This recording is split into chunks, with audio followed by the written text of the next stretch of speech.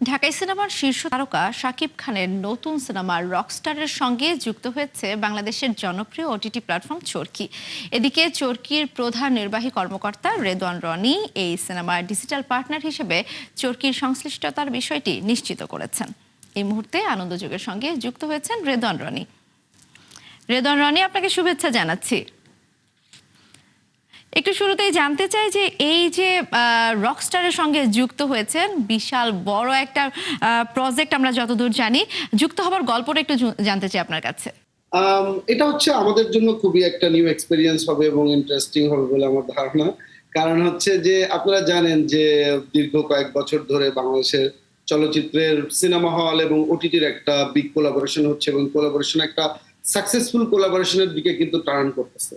So এখানে যদি আমরা দেখি যে রকস্টার সিনেমাটা অনেকদিন ধরে আলোচনা ছিল এবং সান মোশন পিকচার্স লিমিটেড প্রযোজিত এই সিনেমাটা নিয়ে অনেকদিন ধরে আলোচনা। সো আমরা যখন এই সিনেমাটা সম্পর্কে আর একটু জানতে পারলাম, তখন আমরা এটা বুঝতে পারলাম যে এইটার মধ্যে আসলে দর্শকদের দেওয়ার মতো অনেক কিছু আছে, আর আমরা সারাক্ষণ কিন্তু দর্শকের সাথে এই সংযোগটা সবসময় আমরা করতে থাকি।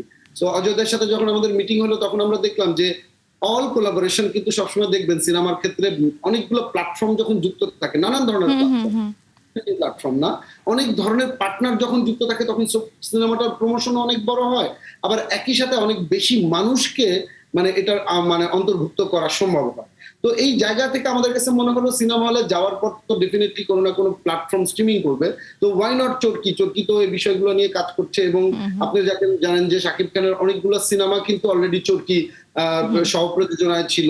আবার তারা মানে আমরা নানান পার্টনারশিপে এসবিএফ আলফাই চরকি এরকম একটা পার্টনারশিপে আমরা করেছি, তুফান তাণ্ডব এরকম হয়েছে। এখন রকস্টার যে স্কেলের এবং যে মানের সিনেমা হচ্ছে, আমরা খুবই আশাবাদী। তো এই কারণে আসলে আমাদের যুক্ত হওয়া, দর্শককে নতুন কিছু দেওয়া, নতুন রেদওয়ান রনি, আপনার কাছে একটু জানতে চাই যে চরকি সবসময় প্রমোশনের ব্যাপারটা আপনি মাত্র বলছিলেন যে খুব এক্সক্লুসিভ ভাবে সিনেমাগুলোকে প্রমোশন করে, তো রকস্টারের প্রমোশনের ক্ষেত্রে আসলে আপনাদের কোনো ওই ধরনের পরিকল্পনা আছে কিনা, যদি একটু শেয়ার করেন। জি, প্রমোশন নিয়ে তো কাজ হচ্ছে। বেসিক্যালি সান মোশন পিকচার্স থেকেও তাদের অনেকগুলো আইডিয়া আছে, আর আমরা যখন কোনো একটা প্রজেক্টের সাথে যুক্ত হই, আমরা চেষ্টা করি এটা যেন শুধু যুক্ততা না হয়, এটার মধ্যে কোনো ভ্যালু অ্যাড করা যায়। সো আমাদের প্রমোশনাল টিম আপনারা জানেন যে অনেকদিন ধরে কাজ করে, দর্শকের পছন্দের জায়গা আছে।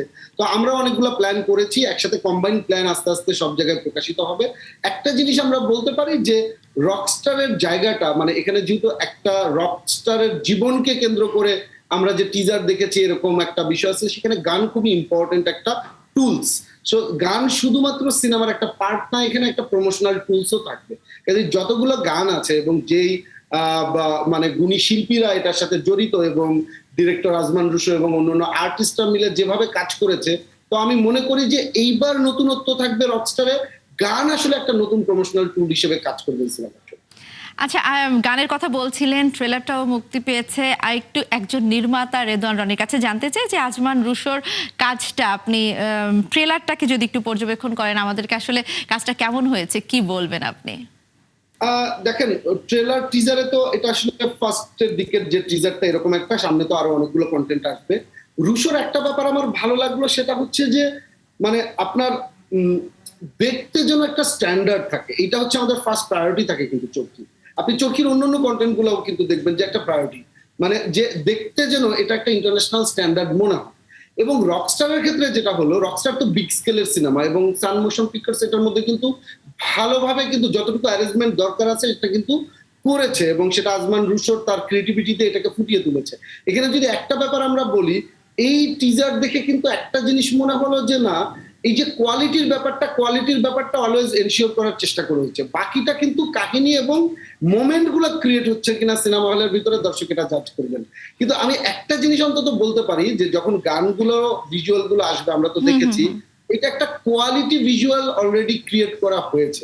এই জন্য আমি আজমান রুশোকে তার প্রথম সিনেমা আমি অনেক শুভকামনা জানাই, এবং আমি মনে করি যে এটা একটা তার জীবনের প্রথম সিনেমা হিসেবে একটা খুবই ভালো একটা ওপেনিং হতে যাচ্ছে আসলে।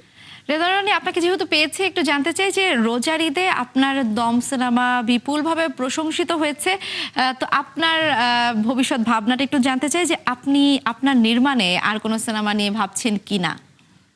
যে সিনেমা তো আসলে ডিস্ট্রিবিউশন একটা কন্টিনিউয়াস ফেজ, এটা সিনেমা হলে গিয়েছে এবং এবার ঈদে কিন্তু এটা আসলে চরকিতে আসবে দম সিনেমা, এবং আপনারা 2-1 দিনের মধ্যে ঘোষণা জেনে যাবেন কবে আসবে।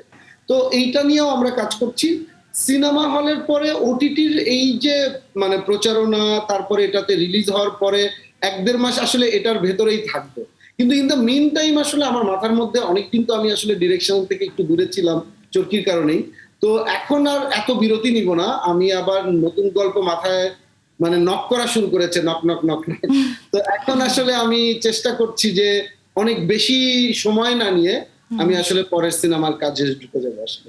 অবশ্যই অবশ্যই একজন দর্শক হিসেবে আমরা কিন্তু রেদওয়ান রনির কাজের জন্য অপেক্ষা করি। আপনাকে অসংখ্য ধন্যবাদ। নিশ্চয়ই আমরা ভবিষ্যতে আবারও আপনার সঙ্গে আলাপ করব।